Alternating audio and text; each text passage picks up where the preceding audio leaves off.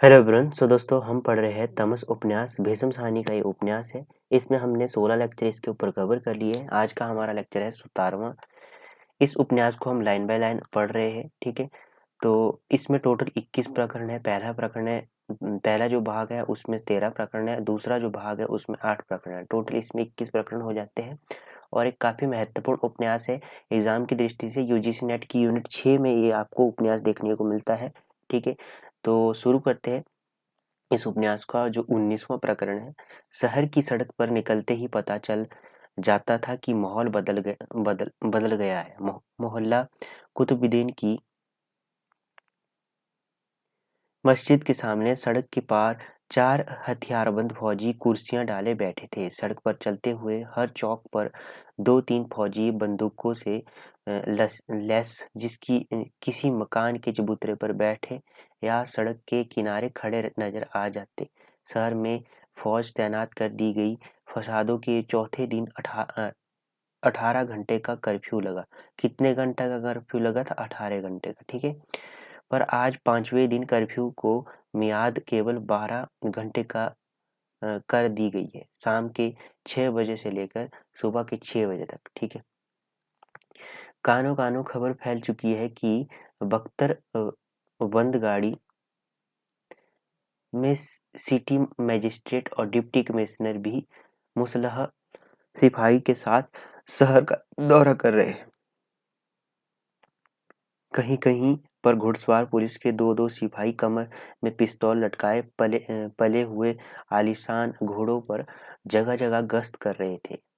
दफ्तर, school, college भी बंद थे। गलियों के अंधियारे हिस्सों में या नाकों पर अभी भी गिने चुने लोग बर्छी भाले उठाए और मुसेके बांधे लुक कर बैठे नजर आते थे। पर कर्फ्यू लग जाने से और फौज तैनात कर देने से फसाद की स्थिति नहीं रही थी। लोग बाहर निकलने लगे थे, एक मोहल्ले से दूसरे मोहल्ले में दाएं बाएं झांकते हुए जाने लगे थे। खबरों का रुख बदल गया था। सुनने में आ रहा था कि 2 रिफ्यूजी कैंप्स खुलने जा रहे हैं जिनमें 20 गांवों से आने वाले लोग ठहराए जाएंगे।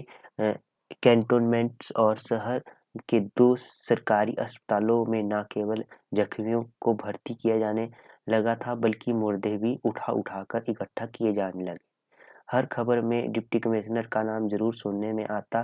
पाइप मुंह में लगाए वह हर जगह मौजूद था। उनके बारे में सुनते थे कि कर्फ्यू के वक्त के बाद गश्त करते हुए उनसे एक अस्पताल से बाहर एक युवक को देखा जो 2 बार उसे ललकारा और फिर गोली से उड़ा दिया गया। सारे शहर को कान हो गई थी कि अब दंगा फसाद नहीं हो सकता। कांग्रेस की ओर से एक स्कूल के अंदर रिलीफ दफ्तर खुल गया था और गांव में से आने वाले लोगों की भीड़ लगी रहती थी। वहां पर भी डिप्टी कमिश्नर 3 मर्तबा हो आया था। सार्वजनिक संस्थाओं के साथ मिलकर सरकार मसलों को सुलझाना चाहती थी। सरकार का यह रुझान देखकर सार्वजनिक संस्थाओं के नेता बड़ी पहलकदमी दिखाने लगे थे।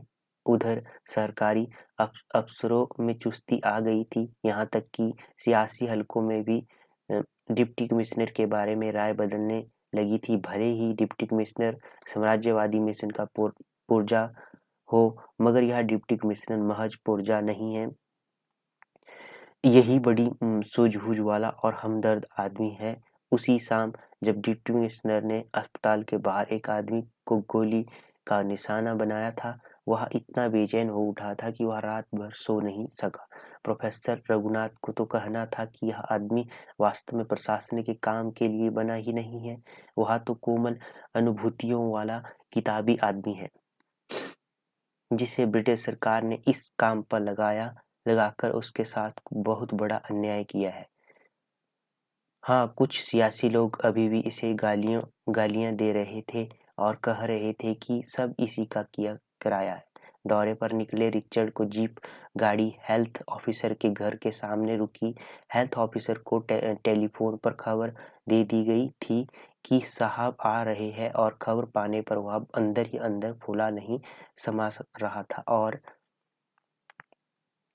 हेल्थ ऑफिसर ने जानबूझकर कोट पैंट के स्थान पर देसी पोशाक, सिल्क का कुर्ता और नीचे सरसराती पंजाबी सलवार और पेशावरी जूती पहन रखी थी। उसकी पत्नी ने चाय कॉफी का इंतजाम कर रखा था। साहब के अंदर जाते ही पाइप के तंबाकू की महक अंगने अंगने भर में फैल गई। पर डिप्टी कमिश्नर ने चाय पीना कॉफी लगभग 5 मिनट तक खड़े खड़े ही बात की। हेल्थ ऑफिसर से साथ हाथ मिलाते ही बोला, नाइस, वेरी नाइस। तुम्हें इन दोनों में भी अपनी पोशाक का खूब ध्यान रखा है। देसी पोशाक तुम पर बहुत फबती है। फिर हेल्थ ऑफिसर की पत्नी से हाथ मिलाते हुए बोला, आपके लिए अभी दिन नहीं चढ़ा है क्या? क्योंकि हेल्थ ऑफिसर की पत्नी अभी भी ड्रेसिंग गाउन में थी। फिर हेल्थ ऑफिसर को मुख्ताविज करके बोला, रिफ्यूजी कैंप्स में पानी का बंदोबस्त एक बार फिर देख लेना होगा। डिप्टी कमिश्नर ने इस लहजे से कहा मानो अपने आप से बात कर रहा हो, और पानी निकालने की नालियां अभी तक नहीं खोदी गई। उसने सिर हिलाते हुए मुस्कुराकर कहा। मुस्कुराहट का मतलब था याद दहानी कि 2 दिन पहले का कहा हुआ काम नहीं अभी तक नहीं हो पाया। मैंने इंतजाम कर दिया है, आज से काम शुरू हो जाएगा। गुड, डिप्टी कमिश्नर ने कहा और फिर मुस्कुराया। फिर गांव में औरतें और बच्चे कुएं में कूद गए। वहां पर बीमारी फैलने का डर है, वहां आपको जाना चाहिए। हेल्थ ऑफिसर के कान खड़े हो गए। गांव के लोग भाग भाग कर शहर में आ रहे थे। क्या मैं वहां क्या करने जाऊंगा? पर डिप्टी कमिश्नर को हर बात का ध्यान था। आज तीसरा दिन था। वहां पर लाशें फूल कर सड़ने लगी होगी। कुएं में फौरन डिसइंफेक्टेंट डालना होगा ताकि कोई बीमारी नहीं फैले। कल से रोज सुबह आप आ जाइए। बस का इंतजाम मैंने कर दिया है। 2 मुसल्हा सिपाही आपके साथ जाएंगे। डर की कोई बात नहीं है। डिप्टी कमिश्नर का हाथ न केवल शहर की नब्ज पर था बल्कि जिले भर की नब्ज पर था। हेल्थ ऑफिसर की पत्नी इस बीच कपड़े बदलकर और जूड़ा बनाकर चुस्त दुरुस्त बनकर आ गई और उसने चाय कॉफी का फिर से आग्रह किया तो डिप्टी कमिश्नर ने मुस्कुरा दिया। There will be time for tea Mrs Kapoor, what not, no thank you. फिर उसी तरह अपनेपन के स्वर में बोला, वेल, आपको भी थोड़ी मदद करनी चाहिए। रिफ्यूजी कैंप में 2000 खाटें तो आज पहुंच जाएगी, लेकिन कपड़ों वगैरह का थोड़ा इंतजाम करना जरूरी है। एक छोटी सी स्त्री की रिलीफ कमेटी बन जाए तो अच्छा काम हो सकता है। और रिचर्ड ने फिर मुस्कुराकर सिर हिला दिया। रिचर्ड ने यह बहुत बड़ा गुण था। वह बात इस ढंग से करता था कि लगता कोई मामला मशवरे के लिए उठा रहा है, पर वास्तव में यह हुक्म होता, निर्देश होता। हेल्थ ऑफिसर की पत्नी भी फूली नहीं समाई। डिप्टी कमिश्नर की पत्नी के साथ काम करने का मौका मिलेगा, इससे बढ़कर क्या चाहिए? पर पेशेतर इसके लिए वह कोई जवाब दे। रिचर्ड हेल्थ ऑफिसर को साथ लिए डीओडी लांघकर बाहर आ चुका था। मुर्दों के जलने के बारे में तुम क्या सोचते हो? जलाने के बारे में क्या सोचते हो? मैं समझता हूँ यह काम म्युनिसिपल कमेटी की तरफ से किया जाना चाहिए और आप आम लोगों को इसकी खबर देनी जरूरी नहीं है। इससे तनाव फिर बढ़ सकता है। हेल्थ ऑफिसर 100% सहमत। पहले से भी ऐसे किया गया है। गड्ढों में फेंको या जला दो। अब एक एक की अर्थी उठने लगे तो फिर तनाव बढ़ेगा। हेल्थ ऑफिसर ने डिप्टी कमिश्नर की हाँ में हाँ मिलाते हुए कहा, फिर धीरे से बड़बड़ाया, पहले एक दूसरे की मार काट करते हैं, फिर सरकार से इस बात की आशा भी करते हैं कि सरकार उनके मुर्दों को भी ठिकाने लगाए। डिप्टी कमिश्नर ने कनखियों से हेल्थ ऑफिसर की तरफ देखा। क्षण भर के लिए वह ठिठक सा गया, फिर मुस्कुरा दिया। Well, let's get going, no time to waste. और फिर सिर हिलाकर जीप में सवार हो गया। 10 मिनट के बाद वह रिलीफ कमेटी में दफ्तर में, जहां शहर के चीदा लोग इकट्ठे हुए थे। सरकार की रिलीफ संबंधी योजना को ब्यौरा दे रहा था। बाजार खुल गए थे। कोयले की 4 वैगन रेलवे स्टेशन पर पहुंच गई। इन वैगन और मंगलवार तक पहुंच जाएंगी। 10 वैगन और मंगलवार तक पहुंच जाएगी।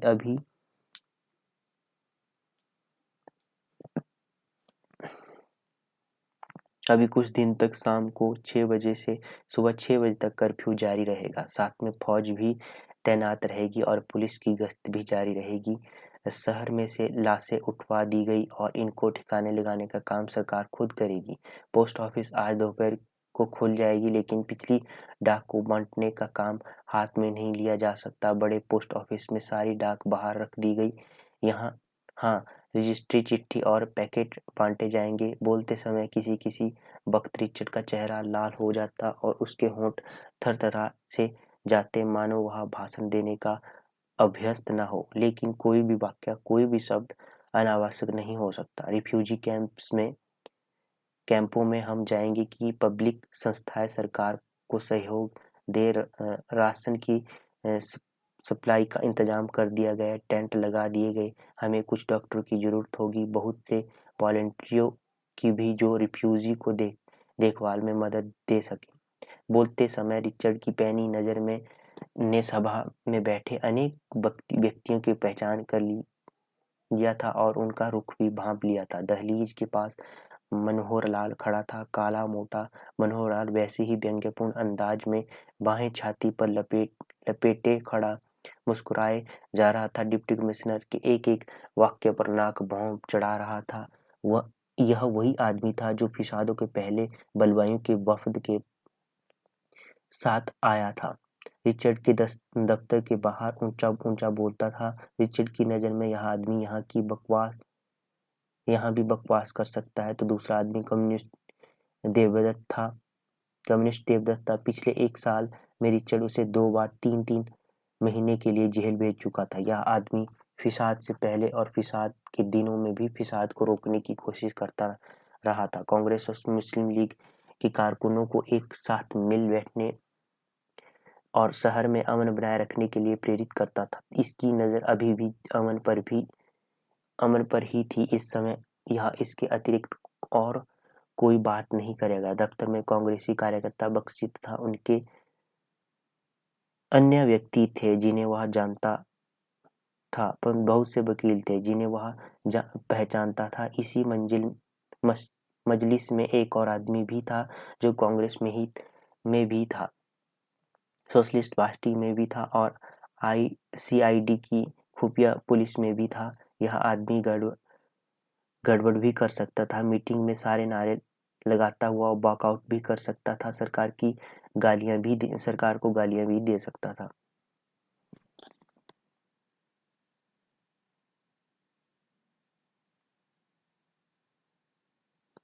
पर रिचर्ड ने सीधी लाइन पकड़ी। शहर की स्थिति पर बहस होने की ही नहीं थी। उस अपने सुझाव दिए और बैठ गया। अभी रिचर्ड के बैठने की देर ही थी कि श्री लक्ष्मी नारायण उठ खड़ा हुआ। हम डिप्टी कमिश्नर साहब को यकीन दिलाते हैं कि शहर की जनता और शहर की सभी संस्थाएं सरकार के साथ पूरा सहयोग करेगी। हमारी खुशकिस्मती है कि इतना योग्य, इतना हमदर्द हाकिम इस जिले में मौजूद है। इस पर रिचर्ड उठा और रिलीफ कमेटी के कार्यकर्ताओं से विदा ली और बाहर निकल गया। लक्ष्मीनारायण और कुछ वकील भागते हुए कमरे से ही उसे जीप तक छोड़ने गए। मीटिंग 15 मिनट में खत्म हो गई, पर तभी पीछे से दरवाजे की ओर से सहसा आवाज आई, यहाँ सभी टोडी इकट्ठे हुए हैं। सरकार की चापलूसी करने वाले हम किसी से डरते नहीं हैं। साफ बात मुंह पर कहते हैं। इन फिसादों के लिए जिम्मेदार कौन है? सरकार उस वक्त कहाँ थी जब शहर में तनाव बढ़ रहा था? अब कर्फ्यू लगाया गया है, उस वक्त क्यों नहीं लगाया गया था? उस वक्त साहब बहादुर कहाँ थे? हम किसी से डरते नहीं हैं, साफ बात मुंह पर कहते हैं, मनोहर लाल बोले जा रहा था। पर उस वक्त तक जीप जा चुकी थी। बस अब इन बातों को यहाँ लाने की जरूरत नहीं है। रिलीफ कमेटी के कारकुन उठने लगे थे जब एक सज्जन ने उसके पास से गुजरते हुए कहा, निकाल निकाल लो गालियां, सरकार को क्या बना लोगे। इस वक्त सरकार की गालियां देने में तुम्हें क्या मिल जाएगा। ओ बख्शी जी, आप भी ऐसी बात करते हो। आप भी जब सरकार चरखा काती है या अब जाकर चरखा काती है या गालियां साफ कीजिए। रियासत आपके बस का रोग नहीं है। तो इतना चिल्लाता क्यों है? क्या मैं नहीं जानता कि फिसाद अंग्रेज करवाता है? गांधी जी ने एक बार नहीं 10 बार कहा है। फिर आपने आपने किया क्या? क्या नहीं किया? मुस्लिम लीग वालों के पास गए हैं, शहर में अमन रखने के लिए हमारे साथ मिलकर काम करो। डिप्टी कमिश्नर के पास गए और फौज बैठाओ और फिसाद को रोको। और हम कर ही क्या सकते हैं थे। और जब जब लोग बर्बाद हो आए हैं, हमारा क्या फर्ज है? हम उनकी मदद करें या सरकार को गाली दें? बड़ा आया इंकलाबी हमने भी बहुत देखे हैं, हमसे ना भुलवाइए बख्शी जी। हाँ, सब जानते हैं। कांग्रेस के मेंबर रिफ्यूजी कैंप में सरकार से सप्लाई के ठेले ले रहे हैं। कहो तो नाम भी बता दूं ठेके ले रहे हैं तो मैं क्या करूं? आप लोगों ने उन्हें कांग्रेस में भी चौधरी बना रखा है। तभी एक कारकुन मनोहर लाल के पास आया और मनोहर लाल की कमर में अपना हाथ देकर उसे वहां से ले चला। छोड़ो यार, हमने बहुत देखे हैं। यहाँ सब तोते बैठे हैं, गांधीवादी वर्दा में बैठे हुक्म देते हैं तो यहाँ उस समय अमन होने लगता है, लेकिन खुद वह कुछ नहीं सोच सकते। डिप्टी कमिश्नर को यहाँ बुलाने का क्या मतलब था? पर उसका दोस्त उसे धकेलता हुआ फाटक तक ले गया। गेट पर पहुंचकर मनोहर लाल ने बड़बड़ाना छोड़ दिया। लाओ अब सिगरेट तो निकालो, 2 कस तो लगाएं। और दोनों दोस्त गेट के पास चबूतरे पर बैठ गए। डिप्टी कमिश्नर के चले जाने के बाद बख्शी जी के मन की स्थिति भी कुछ वैसी ही हो रही थी। फिसाद करने वाले भी अंग्रेज, फिसाद रोकने वाले भी अंग्रेज, भूख मारने वाला भी अंग्रेज, रोटी दिलाने वाले भी अंग्रेज, घर से बेघर करने वाले भी अंग्रेज, घरों में बसाने वाला भी अंग्रेज। पर जब से फिसाद शुरू हुए थे, बख्शी जी के दिमाग में धूल सी उड़ने लगी थी। बस केवल इतना भर ही बार बार कहते हैं कि अंग्रेज फिर बाजी ले गया है, अंग्रेज फिर बाजी ले गया है। पर शुरू में आखिर तक की स्थिति उनके काबू में नहीं आई। जिस बीच रिचर्ड शहर का दौरा कर रहा था, उसी बीच लीजा बोरियत से परेशान हो रही थी। अपने बेडरूम में से निकलकर वह बड़े कमरे में आ गई। अलमारियों में ठसाठस भरी किताबें छाती का बोझ बनी हुई थी। लगता समय की गति थम गई है और कुछ भी हिल-डुल नहीं रहा है। हर चीज को लकवा मार गया है। अगर कुछ जीवित है तो गौतम बुद्ध और बोधिसत्व की आंखें, जो अंधेरे कोनों में छल और कपट से भरी असंख्य षड्यंत्रों के जाल बिछाती सी उसकी ओर देखा करती है। शाम के वक्त इस कमरे में आते हुए उसे डर लगने लगा था। जगह जगह खड़े भूत उसे विषैले सांपों के सिर जैसे लगते थे। वह खाने वाले कमरे में आई और यहाँ का वायुमंडल कहीं अधिक शांत था। यहाँ फूल थे, मध्यम रोशनी थी। यहाँ भूत ना थे, न ही किताबों का बोझ था। यहाँ वातावरण में स्निग्धता थी। व्यक्ति यहाँ सब कुछ भूल सकता था, बहुत कुछ याद कर सकता था। ऐसी रोशनी प्रेम करने के लिए बनी थी, अलसाने के लिए नहीं। आलिंगनों और चुंबनों के लिए। लीजा को अपना गला रुंधता सा महसूस हुआ और आंखों में आंसू चुभते से लगे। अंदर ही अंदर फिर से कुछ घूमने लगा और धीरे धीरे उसकी बेचैनी बढ़ने लगी थी। इस कमरे की स्निग्धता भी सहसा सन्नाटे में बदल गई थी। साहस उसके अंदर अकुलाहट से उठी। अपनी सिसकी को दबाती हुई वह उठी और किचन की ओर जाने वाले बरामदे के पास जोर से चिल्लाई, बेरा! दूर कहीं से दीवारों की अनगिनत परतों को लांघती हुई सी आवाज आई, मैम साहब। और कंधे पर झाड़न फटकाए खानसामा ढुलकती चाल चलता हुआ मैम के साथ साहब के सामने आकर खड़ा हो गया। 4 बज रहे थे, वह जानता था क्या आदेश होगा, कभी 3 बजे, कभी 4 बजे, कभी 4:30 बजे तक में। साहब का धैर्य चूक जाता था और वह जिसे कमरे में से होती थी चिल्लाकर बुलाती थी, बियर लाओ, ठंडा बियर मांगता है।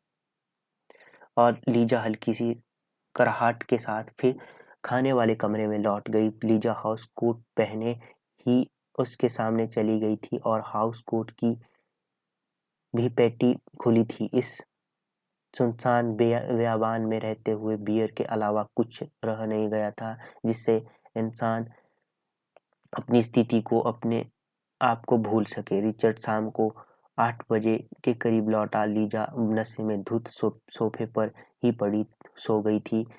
पिथाई पर बियर की बोतल में अभी भी कुछ घूंट बच रहे थे। सोफे के एक सिर पर लीजा का सिर लुढ़क कर लटक सा रहा था और उसके बाल उसके आधे चेहरे पर बिछा छितरा गए थे। हाउस कोट ऊपर खिसक गया था जिससे घुटने नंगे हो रहे थे। Dam this country, dam this life. Richard सोफे के सामने खड़ा बुदबुदाया। अपने घर में पहुंचने पर रिचर्ड दूसरी दुनिया में पहुंच जाता था। घर के अंदर इंग्लैंड की जिंदगी थी, उसकी निजी जिंदगी और उसकी समस्याएं जिनका बाहर की दुनिया से दूर का पार का भी संबंध नहीं था। बाहर की जिंदगी तो धंधा था, असल जिंदगी तो घर के अंदर थी जो उसकी निजी जिंदगी थी। अलावा उस अध्ययन के जिसमें वह घर और बाहर दोनों को भूल जाता था। वह सोफे के एक सिरे पर बैठा और आगे बढ़कर लीजा को गाल पर चुमा लिया। अपना फर्ज निभाते हुए औपचारिकता में रात को कभी कभी जिस उत्तेजना और आग्रह के साथ इस देह को बाहों में भरा करता था, इस वक्त यही देह उसे स्थूल और मांसल और अनाकर्षक लग रही थी। लीजा का वजन फिर से बढ़ने लगा था, उसकी आंखों के नीचे घूमड़ बढ़ने लगे थे। बोरियत के कारण लीजा मोटी होती जा रही थी। हर बार घर लौटने पर वह लीजा को इस स्थिति में देखता तो उसका मन खिन्न हो उठता। लीजा, उसने आगे झुककर लीजा के कान में कहा और हाथ बढ़ाकर उसके माथे पर से बाल हटा दिए। लीजा गनुदगी में थी। रिचर्ड ने उसे कंधे से हिलाया, फिर यह देखकर कि लीजा इस स्थिति में नहीं है कि मेज पर बैठकर भोजन करे, उसे इसके बिस्तर में लिटा देना ही मुनासिब होगा।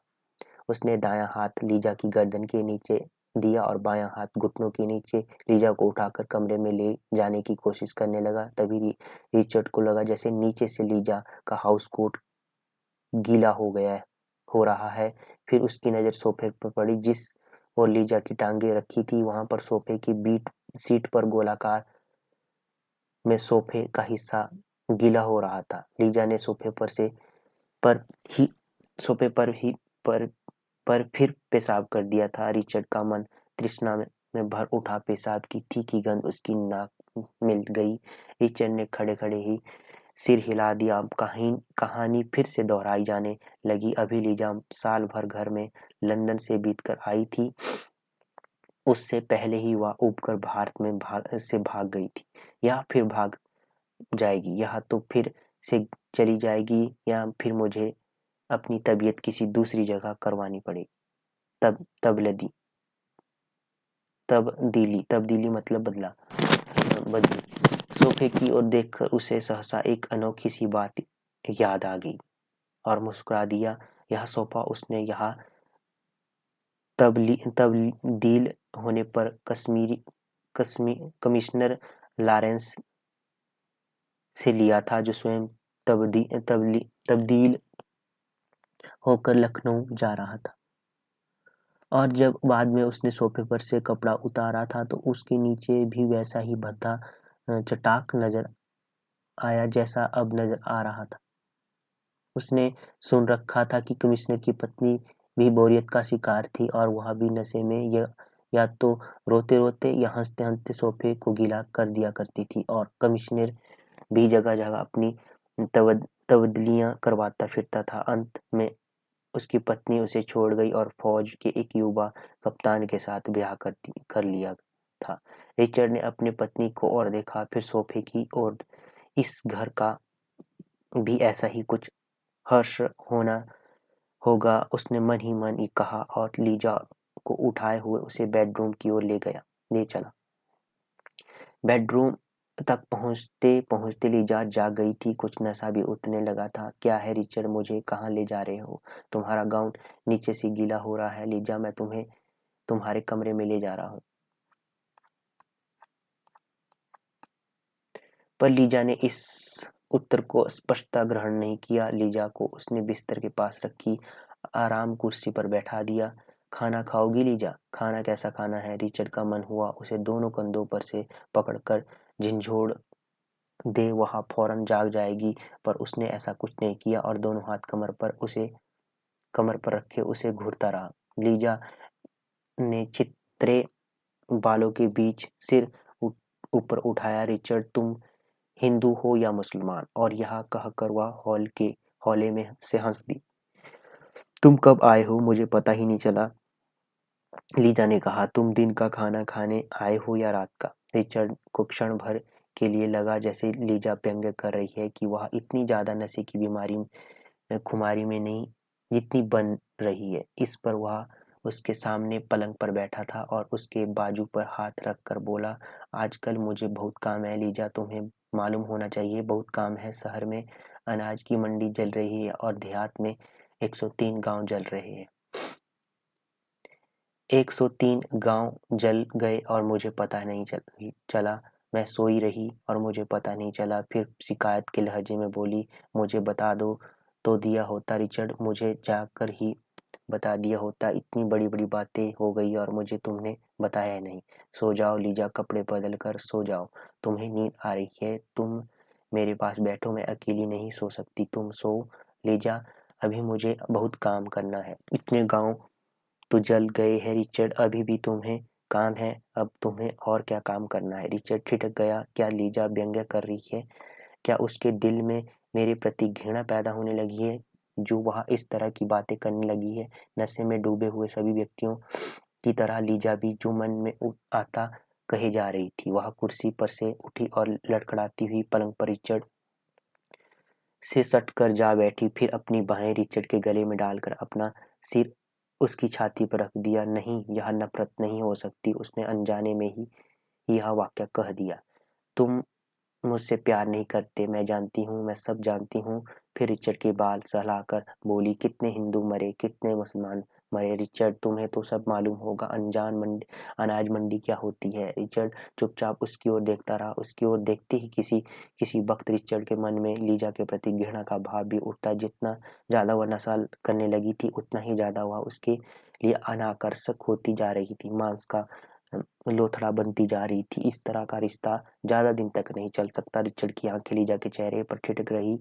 लीजा के प्रति उसकी भावनाएं भी स्पष्ट नहीं थी। इस लड़की से विवाह संबंध बनाए रखे या तोड़ दे, यह सवाल भी अपने कैरियर के संदर्भ में भी ही जा सकता था। इस वक्त उसके कैरियर में एक निर्णायक घड़ी आज पहुंची थी जिसमें एक नाजुक सा संतुलन बनाए रखना बेहद जरूरी था। यह देखना निहायत जरूरी था कि जनता का असंतोष ब्रिटिश सरकार के विरुद्ध न भड़के। अभी तक उसने सब काम बड़ी समझदारी और कुशलता से संपन्न किए थे। लोग इसकी ईमानदारी से प्रभावित हुए, हर बात सटीक बैठी थी, इसलिए यह समय लीजा को जैसे तैसे साथ बनाए रखना जरूरी था। उसने आगे झुककर लीजा का गाल चूम लिया। सुनो लीजा, रिचर्ड ने उत्साह से कहा, मुझे कल सैयदपुर जाना है, एक कुएं में डिसइंफेक्टेंट डलवाना है जहाँ जहाँ कुछ औरतें डूब मरी है। तुम भी साथ क्यों नहीं चलती? उधर से हम मोटर से टैक्सीला की ओर निकल जाएंगे। टैक्सीला का म्यूजियम देख लेंगे। क्या कहती हो? वह सारा इलाका बड़ा सुंदर है। लीजा ने उम्मीद उम्मीदी आंखों से रिचर्ड के चेहरे की ओर देखा। मुझे कहाँ घुमाने से चलोगे रिचर्ड? मुझे जलते गांव की सैर करवाओगे? मैं कुछ भी देखना नहीं चाहती, कहीं भी जाना नहीं चाहती। नहीं नहीं, घर में बैठे रहने से क्या तुक है? अब स्थिति बदल गई है, अब तुम घूम फिर सकती हो। रिचर्ड ने उत्साह का स्वांग बनाए रखा। अब हम एक साथ घूम फिर सकते हैं। यहाँ का देहाती इलाका सचमुच बड़ा सुंदर है। उस दिन इस सैयदपुर में भी फसलों के बाग के साथ गुजरते हुए मैंने लार्क पक्षी की आवाज़ सुनी। इस मौसम में वहाँ लार्क पक्षी मिलता था। मुझे नहीं मालूम था कि इस गर्म देश में भी यही पक्षी रखता होगा। मैं हैरान हो गया और तरह तरह के पक्षी मिलते थे जिन्हें तुमने पहले नहीं देखा होगा। क्या यह वही जगह है जहाँ औरतें डूब मरी है? हाँ, वही कुएं के साथ की नदी बहती है और नदी के पार ही फलों का बाग है। एक हल्की सी मुस्कान लीजा के होंठों पर आई और वहाँ रिचर्ड के चेहरे की ओर देखती रही। तुम कैसे जीव हो रिचर्ड? ऐसे स्थानों पर भी तुम नए नए पक्षी देख सकते हो, लार्क पक्षी की आवाज़ सुन सकते हो। इसमें कोई विशेष बात नहीं है लीजा। सिविल सर्विस हमें तटस्थ बना देती है।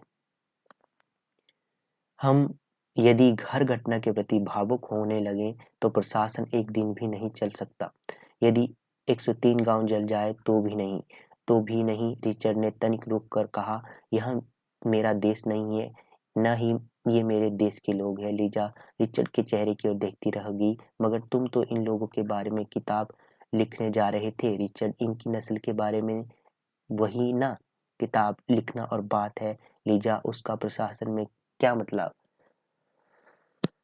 से क्या मतलब? लीजा को फिर से गुमसुम देखकर रिचर्ड बोला, आज मैंने हेल्थ ऑफिसर की पत्नी से कहा कि रिफ्यूजियों के लिए सामान इकट्ठा करें। यहाँ तक कि गांव में से आने वाले रिफ्यूजी के लिए 2 कैंप खोले जा रहे हैं और मैंने उसे यकीन दिलाया है कि तुम इस काम में हाथ बटाओगे। फिर अपने सुझाव को अधिक स्पष्ट करते हुए बोला, रिफ्यूजी के लिए कपड़ा, रिफ्यूजी बच्चा के लिए खान पान की चीजें और खिलौने तुम इकट्ठा कर सकती हो। इससे तुम्हें घूमने फिरने का मौका मिलेगा। लीजा फिर चुप बनी रही। रिचर्ड ने फिर झुककर लीजा का गाल चूम लिया और दाएं हाथ से उसकी गाल बाज सहलाते हुए बोला, मैं नहीं रुक सकता लीजा, मुझे बहुत काम है। इस वक्त मुझे अपने दफ्तर में होना चाहिए था। और वह उठ खड़ा हुआ। फिर मिलूंगा। लीजा, मेरा इंतजार नहीं करना और देहात में चलने के लिए सुबह तैयार रहना। हम 8 बजे निकल जाएंगे। और वह कमरे से बाहर निकल गया। लीजा देर तक बैठी खुले दरवाजे की ओर देखती रही। उसके शरीर में सिहरन सी दौड़ गई। कमरा फिर साथ साए साए करने लगा। तो ये हो गया आपका 19वां प्रकरण। अब 20वें प्रकरण की ओर बढ़ते हैं।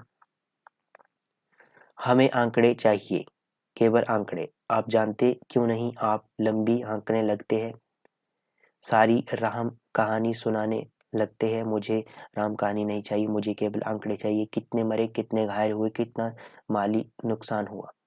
रिलीफ कमेटी का कार्यकर्ता रजिस्टर खोले झल्ला कर कहता है कि मैं रिफ्यूजी। फिर ये रिफ्यूजी की जिस समझते ही नहीं थे। दिन भर बैठे रहो, रजिस्टर काला करते रहो। शाम के वक्त लिस्ट तैयार करने लगे तो 2 गांव के आंकड़े भी पूरे नहीं हो पाते। इन्हें कौन समझाए?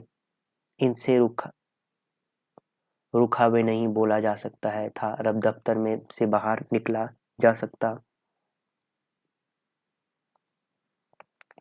सभी बड़े चले जाते। एक की जगह 3-3 एक साथ बोल रहे थे। कभी कभी कार्यकर्ता को लगता कि रिफ्यूजी दफ्तर में बैठे सैकड़ों रिफ्यूजी एक साथ बोल रहे हैं और उसी के कान में अपनी अपनी कहानी चिल्ला चिल्ला कर सुनाए जा रहे हैं। पर इनसे कोई क्या कहे? बर्बाद होकर आए हैं, बेघर बेसरो सामान। सभी उसकी मेज पर झुके आते। रिफ्यूजी किस्सा न छेड़ दे तो 2 मिनट में पूरे गांव के आंकड़े लिखे लिए जा सकते हैं। मुझे यह सब नहीं सुनाओ, मुझे आंकड़े दो। आंकड़े पर मेज के सामने बैठा करतार सिंह हाथ बांधे कह रहा है, ओ मैं उस नु फिर क्या किया? इमदान इमदाद खान, हम खेल बड़े हुए, तू मुझे भूल गया है? पर सुबह का वक्त है बाबूजी, वाहिगुरु झूठ ना बुलवावे। इमदाद खान ने पहले मुझ पर वार नहीं किया। बाबू परेशान हो उठता है, आंकड़े मांगता था। लोग उसे अपने जख्म दिखा रहे थे। गंडासा सीधा मेरे हाथ पर, माथे पर लगा, इस आंख पर लगा। क्यों बाबूजी? मेरी आंख बच जाएगी दादा कहने लगा। बंदा सिंह, आंख पर से पट्टी नहीं खोलना। मैंने पट्टी नहीं खोली। ये आंकड़े नहीं थे, ये बावेला था। और अब एक और आदमी मेज के सामने सा बैठा था। आंकड़ों वाला बाबू मेज पर से आंख उठाए बिना सवाल पूछे जा रहा था और जवाब लिए जा रहा था। नाम हरनाम सिंह, बलिदत वालिदत सरदार गुरदयाल सिंह मौजा, ढोक इलाही बख्श, तहसील नूरपुर। इतने घर हिंदू सिखों के थे। कितने घर हिंदू सिखों के थे? केवल एक था, घर मेरा घर ही। बाबू ने सिर उठाया। बड़ी उम्र का एक सरदार सवालों के जवाब दिए जा रहा था। तुम बचकर कैसे आ गए? करीम खान के साथ हमारे बड़े अच्छे ताल्लुक थे। शाम को जब बाबू ने उंगलियों का इशारा करके उसे बोलने से बंद कर दिया, जानी नुकसान नहीं जी, मैं और मेरी घरवाली बचकर आ गए हैं बेटा। इकबाल सिंह नूरपुर में था, उसका कुछ मालूम नहीं। बेटी जसबीर और सैयदपुर में थी, वहाँ कुएं में डूब मरी। बाबू ने फिर उंगलियों का इशारा करके उसे चुप करा दिया। सीधा कहो, जानी नुकसान, एक बेटी डूब मरी, मगर वह तुम्हारे गांव में तो नहीं मरी? जी नहीं, यह आंकड़े अन्य गांव के हैं, आप अपने गांव के सुनाइए। माली नुकसान क्या हुआ? दुकान जल गई, सारा सामान लूट लिया गया। एक ट्रंक था, वह भी चोरी हो गया, पर उसमें 2 सोने के कड़े, पर वह ट्रंक मैंने खुद ही एहसान अली को दे दिया था। जी, राजू उसकी घरवाली बड़ी नेकबख्त औरत है। उसने बाबूजी की उंगली फिर से खड़ी हो गई और हरनाम सिंह चुप हो गया। दुकान कितनी लागत की होगी? क्यों बंतो, दुकान कितनी लागत की हो रही होगी? कुल लागत बताइए, सामान समेत। जल्दी कीजिए, मुझे और भी बहुत काम है। यही 7-8 हजार। दुकान कितनी लागत? 7-8 हजार। पीछे जमीन थी, कुछ 10,000 लिख लूं? जी, लिख लीजिए। कोई माल बरामद करना है? जी, एक बंदूक है, 2 नाली बंदूक है, वह अधीरों में जलादीन सूबेदार के घर में रखी है। तुम तो अधीरों के नहीं हो, तो तुम ढोकल इलाही बख्श के हो। ढोक इलाही बख्श? जी, हम ढोक इलाही बख्श से भाग गए थे। पहली रात तो हम नदी के किनारे किनारे भागते रहे। दिन का वक्त हम एहसान अली के घर में रहे, रात को फिर चलते रहे। दूसरे दिन अंधेरों में जलादीन ने हमें पनाह दी। वह बहुत भला आदमी था।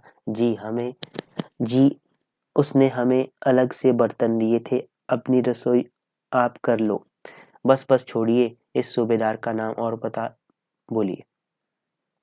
हरनाम सिंह अपनी दास्तां सुनाना चाहता था, अपने बेटे के बारे में पूछताछ करवाना चाहता था, मगर बाबू ने एक नहीं सुनी। सारा वक्त होठों पर उंगली रखे रहा, फिर उसे चलता कर दिया।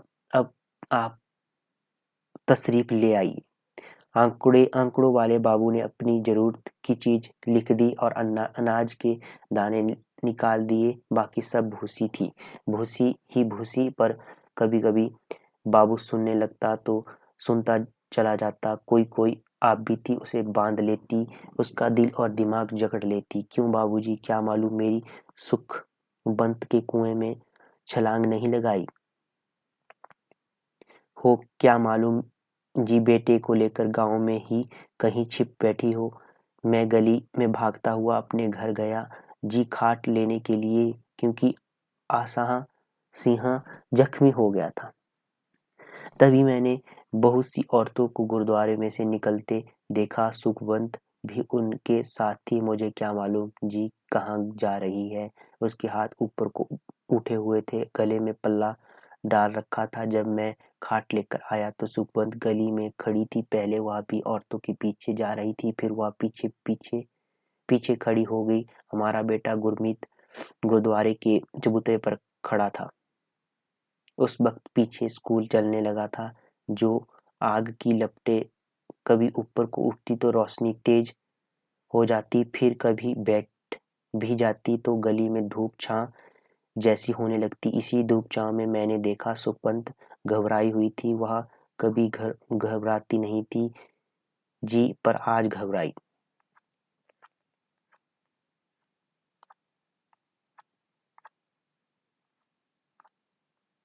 हुई थी, पर लौट आई, बेटे के पास लौट आई, फिर गली में खड़ी हो गई। जब आग भड़की तो मैंने देखा वह गली के बीचों बीच कामती सी खड़ी थी। सुखो क्या कर रही है, मैंने कहा, पर उस वक्त सोचने कहने का वक्त ही कहाँ था। अगर उस वक्त सुखवंत की नज़र मुझ पर पड़ जाती तो क्या गुरमीत को तो नहीं ले जाती। फिर एक बार वह बेटे के पास गई और फिर चलते चलते रुक गई। मुझे क्या मालूम था जी वह क्या करने जा रही है, क्या सोच रही है। तभी गांव के बाहर शोर होने लगा, या अली की आवाज़ें आने लगी। तभी मैंने घूम कर देखा तो सुखवंत लपक कर गुरमीत के पास आई और गुरमीत की बाहों में उठाकर भागती हुई औरत के पीछे पीछे जाने लगी। आखिरी बार जब मैंने उसे देखा तो सुगंध भागी जा रही और उसका हरे रंग का पल्ला उड़ रहा था। उसके बाद गली का मोड़ आ गया जी, और वह आंखों से ओझल हो गई। मैं यही पूछता हूँ ना जी, क्या मालूम सुखवंत ने कुएं में छलांग नहीं लगाई हो, क्या मालूम जी गुरमीत को हाथ में नहीं ले गई हो, क्या मालूम गुरमीत नहीं डूबा हो, वहीं कहीं तुम कहीं कुएं के पास घूम रहा हो। क्यों जी, क्यों बाबूजी, इसका पता नहीं लगाया जा सकता, पर ये आंकड़े नहीं थे और बरामद का काम उसका ही नहीं है। वह देवरा देवरा देवराज जी कहते हैं बरामद का काम गड़ा हुआ सोना निकालने है, कपड़ा लत्ता निकालने, ऐसे सभी काम वह संभालते हुए है। सरदार जी, बेटे को पता लगाने के लिए आप उनके पास जाइए, मेरे पास आने की जरूरत नहीं है। आप तीसरी बार मेरे पास आ चुके हैं, बार बार यही किस्सा दोहराते हैं। यह सुनाना मेरा काम नहीं है, यह सुनना मेरा काम नहीं है। पर सरदार फिर भी सामने बैठा हुआ बाबू की ओर देख रहा था। यह किस उम्मीद पर मेरे पास आता, मैं इसे कैसे समझाऊं कि मैं कुछ नहीं कर सकता। पर अंत में बाबू धीमी आवाज में कहता है, मंगलवार को शायद एक बस आपके गांव जाएगी। मैं देवराज जी से कहूंगा कि उसमें आपको भी भेज दें, मगर आप किसी को बताइएगा नहीं, वरना सारा गांव मेरे पास दौड़ा चला आएगा। पर इस वाक्य का सरदार पर कोई असर नहीं था होता। फिर अपने ही तर्क द्वारा अपने को समझाते हुए कहता है, पर अपनी आंखों से देख लेना अच्छा होता है, सब बात ठोक बजाकर देख लेनी चाहिए। बेटा कहीं छिपा बैठा होगा तो मुझे देखकर अपने आप बाहर आ जाएगा, भागता हुआ बाहर आ जाएगा या नहीं। मैं बैठा चिल्लाने लगा, मुझे ढूंढ लो, मुझे ढूंढ लो। घर में भी रोज छिपता फिरता था, कभी एक दरवाजे के पीछे, कभी दूसरे दरवाजे के पीछे। बाबू धीमे से कुर्सी पर से उठा और दफ्तर में से बाहर निकल आया। बाहर छज्जे पर आकर देखा तो पता चला कि कितनी लोग दफ्तर पर भीड़ जमाए बैठे हैं। नीचे आंगन में जगह जगह गांव से आए लोगों की टोलियां बैठी है। पीछे ऊंचा लंबा चबूतरा भरा पड़ा था, फिर जिस पर बैठकर वानप्रस्थी जी वैदिक धर्म की महत्ता का प्रचार किया करते थे। इधर सीढ़ियों पर भी लोग आकर बैठ गए थे। गंडासियां ने ना रो गंडासियां ना रो, उसके कानों में आवाज पड़ी। कोई वयोवृद्ध एक आदमी को समझा रहा था, ना रो गंडासियां, जो चले गए और गुरु महाराज नु प्यारे हो गए हैं। पंथ दी खातिर वहां जाना बार देहातियां हमेशा लई ओह अमर हो गए हैं। वाहे गुरु सतनाम, वाहे सच्चे बादशाह। सीढ़ियों पर बैठे 3-4 सिखों की आवाज आई। आंकड़ा बाबू छज्जे पर खड़ा ही था जब एक और सरदार उसके पास आया तो उसे देखते ही आंकड़ा बाबू मुस्कुराए बिना नहीं रह सका।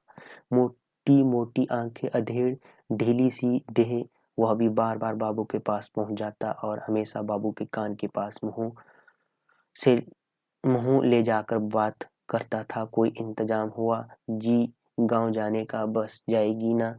कब जाएगी? जिस दिन बस जाएगी मैं आपको खबर कर दूंगी। यूं यह काम मेरा नहीं है लाला देवराज, हमारा काम हो जाएगा ना? फिर अपना मुंह बाबू के कान के और नजदीक ले जाकर बोला, मैं तुम्हारा मुंह भी मीठा करवा दूंगा। इस पर बाबूजी ने तनिक खींचकर कहा, ओह सरदार जी, कोई अक्ल की बात किया करो। कुएं में कुछ नहीं तो 27 औरतें डूब मरी है। कितनी औरतें थी कुएं में? 27। उनमें से तुम कैसे पहचानोगी कि तुम्हारी घरवाली कौन सी है? या तुम मुझ पर छोड़ दो वीर जी, मैं कड़े देखकर ही पहचान लूंगा। 5-5 तोले का एक कड़ा है, गले में सोने की जंजीर है। अब घरवाली डूब मरी तो सबसे साथ हुई है, मेरे साथ भी हुई है, पर ये कड़े और जंजीरों में मैं कैसे छोड़ दूं? क्यों वीर जी?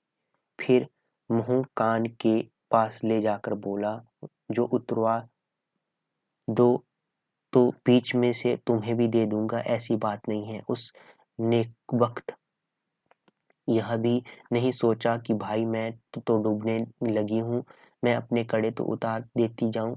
क्यों वीर जी? पर हम तुम्हारा मुंह मीठा करा देंगे।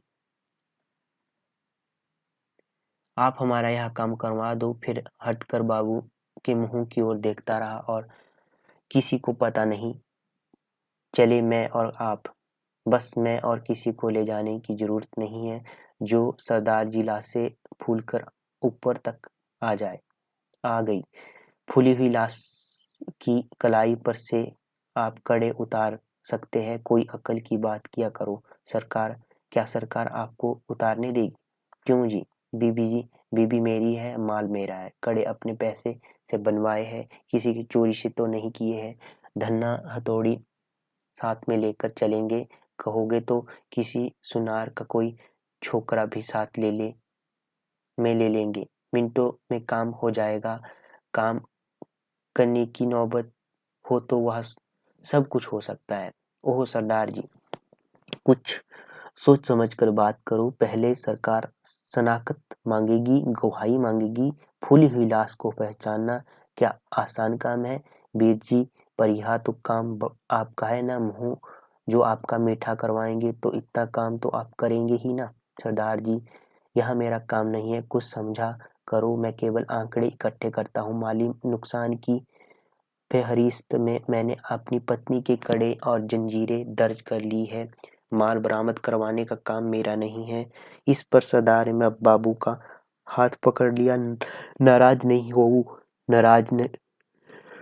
होते बाबूजी, दुनिया के काम चलते ही रहते हैं। फिर बाबू के साथ सटक कर खड़ा हो गया और बाबू के दाएं हाथ को अपने हाथ में लेकर उसकी 3 उंगलियों को अलग अलग गिनते हुए बोला, क्यों?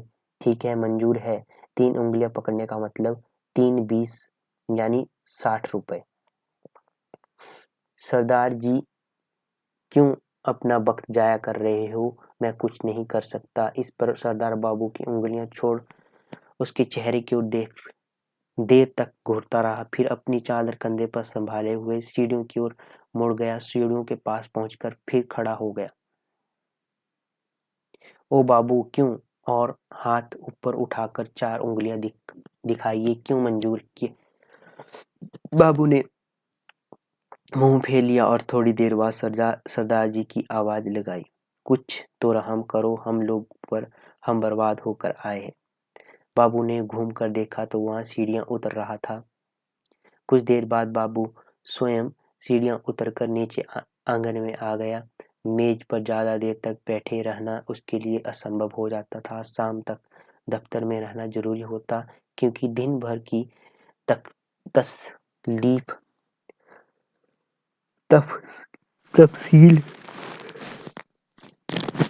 का शाम के वक्त जोड़ लगाया जाता था। फिर उन तथ्यों की एक नकल अखबार के नुमाइंदे को भेजी जाती थी। एक कांग्रेस के दफ्तर में तीसरी फाइल में पर मौत के आंकड़ों में 19-20 का ही फर्क था।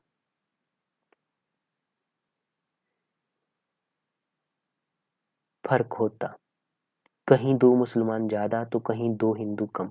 माली नुकसान हिंदुओं सिखों का हुआ था। कल शाम देवदत्त आया था, कहने लगा, आज क्या जोड़ निकाला? आज तहसील नूरपुर के कुछ आंकड़े मिले हैं। मरने वालों की संख्या में बहुत अंतर नहीं है। जितने हिंदू सिख लगभग उतने ही मुसलमान। देवदत्त रजिस्टर हाथ में लेकर उसके पन्ने पलटता हुआ फिर उसे लौटाते हुए बोला, पन्नों पर एक खान और जोड़ दो। गरीब कितने मरे और खाते पीते लोग कितने मरे। इसमें क्या तुक है? तुम हर बात में अमीर गरीब को घसीट लाते हो। यह भी एक पहलू है आंकड़े इकट्ठे करने का। दोनों ओर के गरीब कितने मरे, अमीर कितने मरे, इससे भी तुम्हें कई बातों का पता चलेगा। आंगन पार करते समय आंकड़ा बाबू की आंखें उनके अनेक व्यक्तियों को पहचानने लगी और सीढ़ियां उतरते ही दाएं हाथ वह लड़की जो रोज की तरह डोल रही थी, जिसके मंगेतर का पता नहीं चल रहा था कि वह जीवित है या मर गया है। वह तीनों अस्पतालों के चक्कर काट आई थी पर कुछ पता नहीं।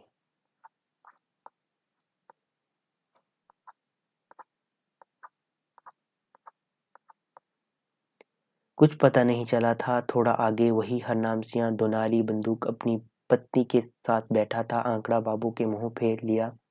वह जानता था कि आंखें मिलने पर वह फिर अपनी बंदूक के लिए उसकी मगज पच्ची करने लगेगा। चबूतरे पर एक और कांग्रेस के कार्यकर्ता बैठे आपस में बहस कर रहे थे। कश्मीरी लाल कह रहा था कि तुम सीधा मेरे सवाल का जवाब दो। अगर मुझ पर कोई हमला करे तो उस वक्त मैं क्या करूं? उसके आगे हाथ जोड़ दूं कि मुझे मार ले, या मैं तो अहिंसा में विश्वास रखता हूं। चिड़ी जितनी तो तेरी जान है, तुझ पर हमला करके किसी ने लेना क्या है? शंकर ने ठिठोली ली।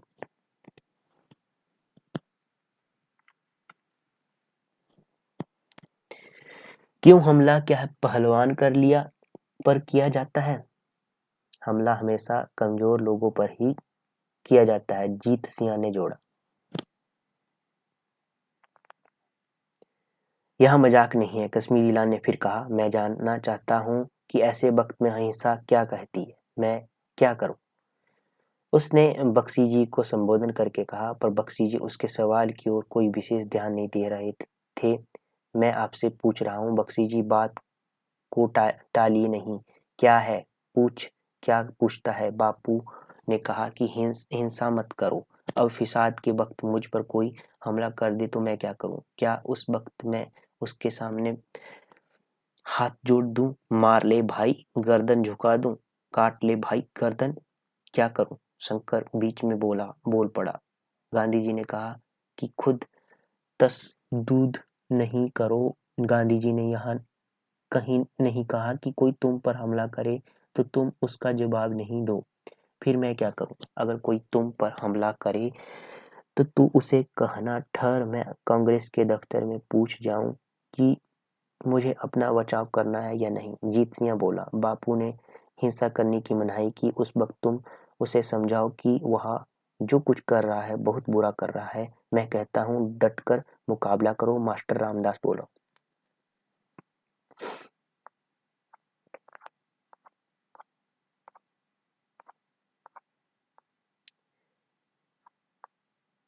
डट कर मुकाबला किस चीज से करूं? मेरे घर में तो चरखा है और तू खुद सबसे बड़ा चरखा है जो फिसादों के बाद इस मसले को ले बैठा है। तुम मजाक में टाल रहे हो मगर बात बड़ी संजीदा है। जीत सिंह ने कहा। सुनो बरखुरदार, जीत सिंह का कथन है, सुनो बरखुरदार। बख्शी जी देर तक सुनते रहने के बाद धीमी आवाज में बोले। उनकी आवाज भर्राई हुई थी। किस्म जर्नैल को इस किस्म की कोई दुविधा नहीं थी। उसे अपने बचाव के कारण कभी परेशानी नहीं हुई। जर्नैल सनकी था, अनपढ़ था, लेकिन उसे इस बात से ने भी कभी परेशान नहीं किया था कि अगर किसी ने उस पर हमला किया तो वह क्या करेगा। सभी चुप हो गए। जर्नैल के चले जाने से सबके लिए दिल को ठेस पहुंची।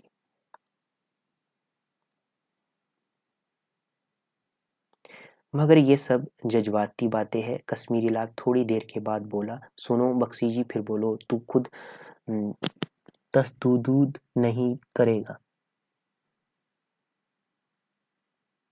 नंबर एक, तू तसददुद करने वाले को समझा भी अगर समझाने का मौका है तो। नंबर दो, और अगर वह नहीं मानता तो डटकर मुकाबला कर।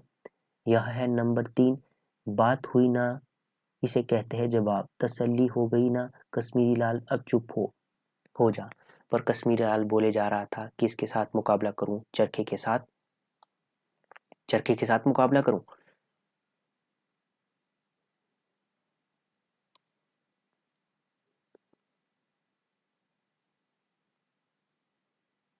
तलवार के साथ। जीत सिंह बोला, तलवार रखने की इजाजत ना मुझे। क्यों बख्शी जी? बख्शी जी चुप। और पिस्तौल रखने की भी? पिस्तौल में हिंसा बहुत है, शंकर ने जोड़ा। तलवार में कम है? हाँ, तलवार में तो अपनी ताकत लगती है ना, पिस्तौल में तो बस घोड़ा दबाते जाओ और मारते जाओ। फिर मैं तलवार रख लूं ना? क्यों बख्शी जी? बख्शी जी ने कोई उत्तर नहीं दिया, पर बोलते तो शायद फिर जर्नैल की ही मिसाल देते। आंकड़ा बाबू आगे बढ़ गया, फिसादों के बाद सचमुच यह बहस बड़ी बेतुकी लग रही थी। दंगों का ज्वार भाटा बहुत कुछ बैठा चुका था नीचे। खोपड़ियां, चिथड़े, हड्डियों के ढांचे उभर कर टुकड़े उभर कर सामने आने लगे थे। बरामदे और बरामदे की ओर निकलने वाले दरवाजे के पास 10-12 आदमियों की एक मंडली में हंसी ठिठोका चल रहा था। बाबू रुक गया। मंडली के बीचों बीच बड़ी उम्र का नाटे कद का एक सिख लेटा हुआ था। खिचड़ी धनी घनी मूछदाढ़ी और उसकी हंसती आंखें नजर आ रही थी। किसी बात पर वह हंस रहा था और बच्चों की तरह अपनी टांगे झटकते हुए और एड़ियां जमीन पर पटकते हुए हंस रहा था। आसपास खड़े लोग भी, जो उसी के मित्र और संबंधी जान पड़ते थे, हंस रहे थे। अपने गांव चलोगे नत्था सिंह? इस पर जमीन पर लेटे नत्था सिंह ने अपनी टांगे दोहरी कर ली और करवट बदलकर एक पहलू हो गया। अपने दोनों हाथ जांघों के बीच बांध लिए। नी जाना, नी जाऊंगा। क्यों नहीं जाना? नी जाना अपने, उसने बच्चों की तरह सिर झटक कर कहा। उसने जांघों के बीच अपने हाथ और ज्यादा कसकर बांध लिए और घुटने जोड़ लिए। आसपास बैठे लोग हंसने लगे। बाबू को लगा जैसे यह सवाल उसके सामने बहुत बार दोहराया जा चुका है। अब वह एक तरह का खेल बन चुका है। क्यों नहीं जाएगा? जी नहीं जाना, उसने कहा और अपनी जांघें और ज्यादा सिकोड़ ली और दाएं बाएं बच्चों की तरह सिर हिलाने लगा। पर क्यों नहीं जाना? कोई वजह उठे सुनती करने ने, वह सुन्नत करते हैं। और बहुत खुद हंसने लगा और जांग और ज्यादा सिकोड़ कर करवट बदल गया। सभी सरदार खिलखिलाकर हंस पड़े। बरामदे के पास आंगन के एक ओर स्कूल की चपरासी का कमरा पड़ा था। रोज की तरह आज भी चपरासी का संबंधी अपने ब्राह्मणी के साथ चुपचाप सिर झुकाए। उसकी बेटी लापता हो गई थी और वह उसकी ब्राह्मणी बहुत रोए थे। उसका पता लगवाने का हाथ जोड़ जोड़ कर आग्रह करते रहे थे। उसने यह भी कहा था कि गांव के एक गांडीवान ने उसे घर में बैठ लिया है, पर उसके बाद वे उसके पास नहीं आए। आंकड़ों वाला बाबू चलता हुआ पंडित के पास पहुंचकर रुक गया। कल सुबह एक बस नूरपुर जाएगी, साथ में हथियारबंद पुलिस होगी। बेटी का पता चलने के लिए जाना हो तो कल सुबह चले जाना, साथ में सरकारी आदमी होगा।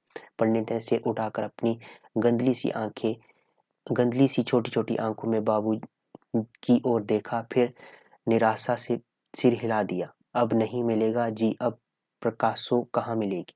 पर तुम तो कहते थे गांव के किसी आदमी ने उसे घर में बैठा लिया है। भगवान जाने जी क्या हुआ है उसके साथ। कल और लोग भी दूसरे गांव में जाएंगे। पंडिताइनी क्या कहती हो? पंडिताई ने सिर उठाया, फिर जैसे शून्य में देखती हुई बोली, मैं क्या कहूंगी बाबूजी, जहां रहे सुखी रहे। बाबूजी को इस उत्तर की आशा नहीं थी। उसने समझा शायद माँ बाप गांव में जाने से डर रहे हैं। तुम मुझे अता पता बता दो, मैं पुलिस वालों से कहकर दरियाफ्त करवा लूंगा। इस पर ब्राह्मणी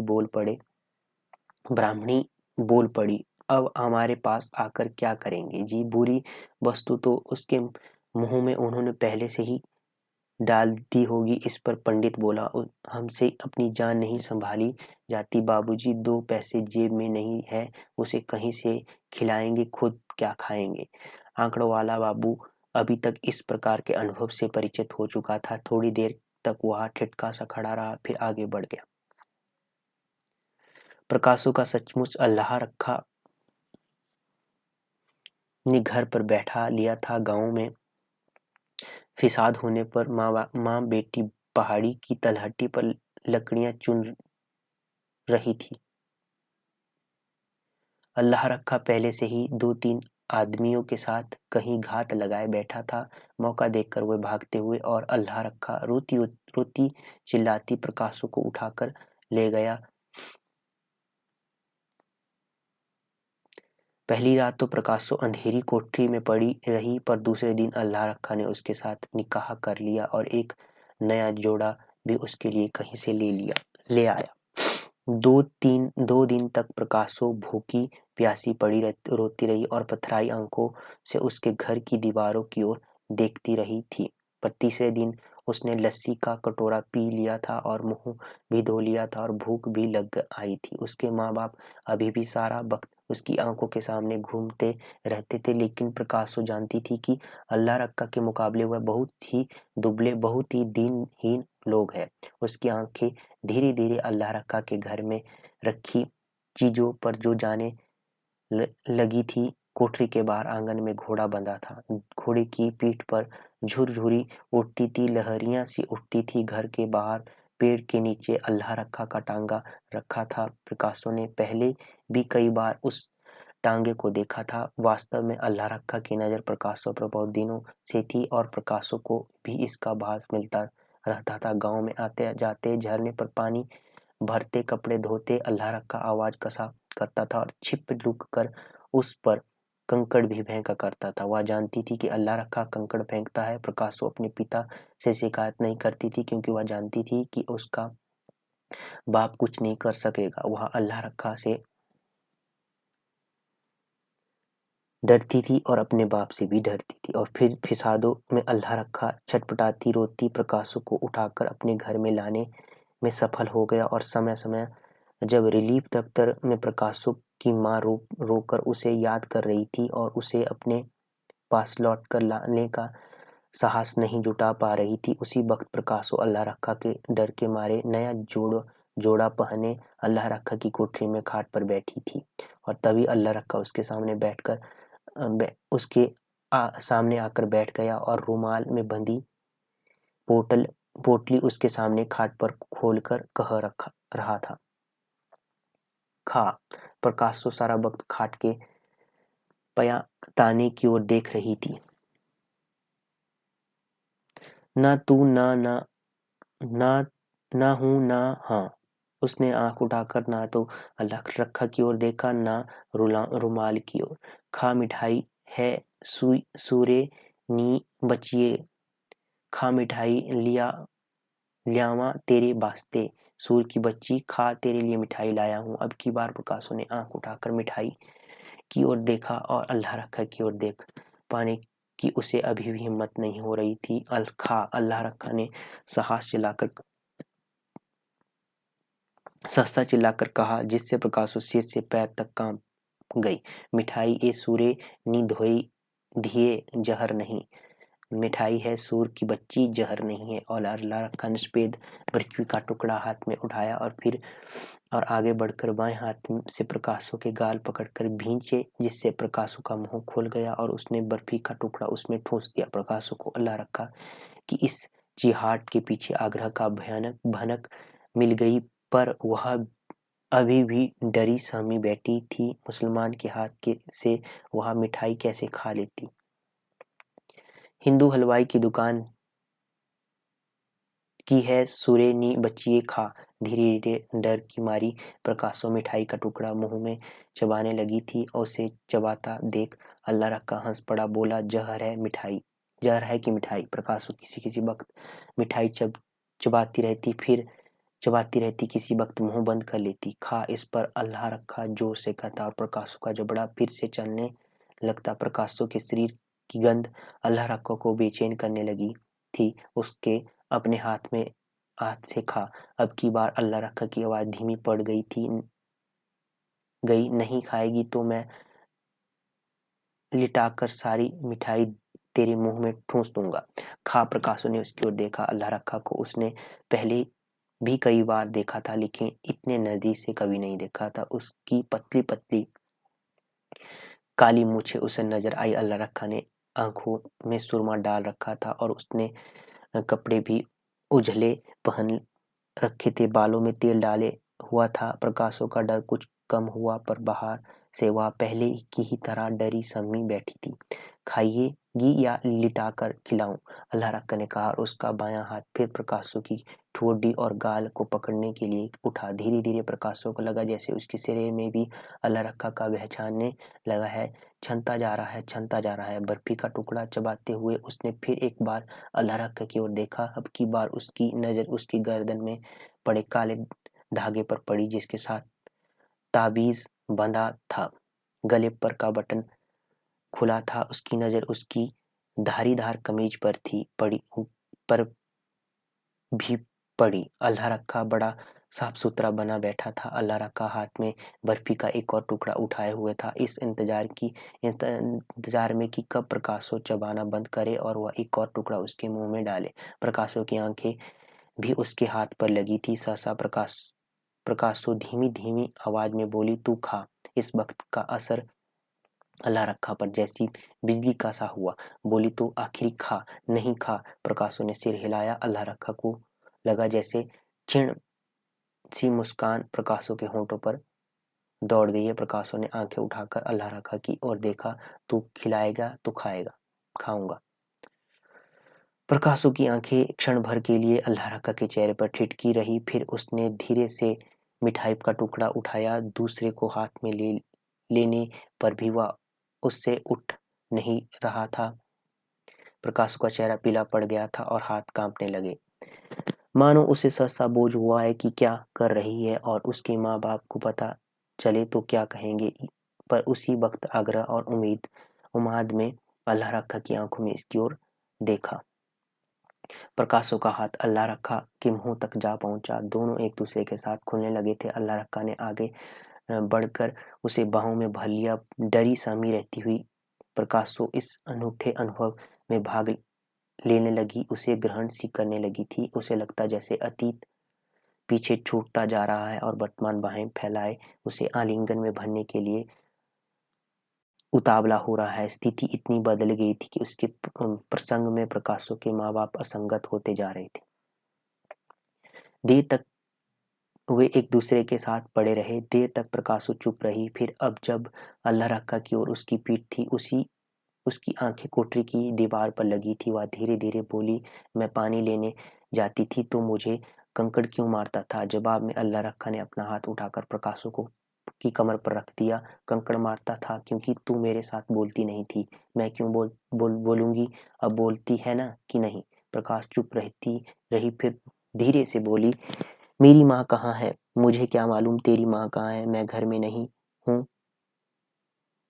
घर में नहीं है। प्रकाश चुप रही। उसके दिल में हुक सी उठी और आंखें भरने लगी। उसे विश्वास होने लगा कि माँ बाप कहीं छूट गए हैं, अब कहीं भी नहीं मिलेंगे। हमारी कोठरी को आग लगाई थी? नहीं, लोग आग लगाने लगे थे पर मैंने रोक दिया। मैंने उधर ताला लगा दिया था। प्रकाश को उसका उत्तर अच्छा लगा।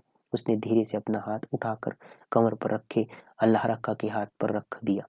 रिलीफ ऑफिस के आंगन में घूमता प्रत्येक व्यक्ति अपना विशिष्ट अनुभव लेकर आया था, लेकिन उस अनुभव को जांचने परखने उसमें निष्कर्ष निकालने की क्षमता किसी में नहीं थी। शून्य में ताकने, सिर हिला हिलाकर हर किसी की बात सुनते रहने के अलावा किसी को कुछ सूझ नहीं रहा था।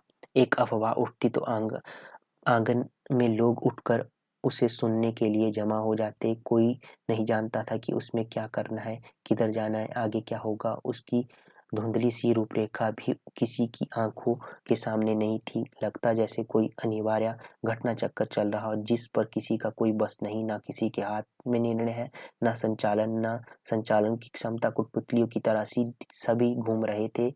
भूख लगती तो उठकर इधर उधर से कुछ खा लेते, याद आती तो रो देते, कान लगाए बहुत से शाम तक लोगों की बातें सुनते रहते। तो ये हो गया 20वां प्रकरण। ठीक है, बाकी मिलते हैं नेक्स्ट सेशन में, तब तक के लिए जय हिंद जय भारत।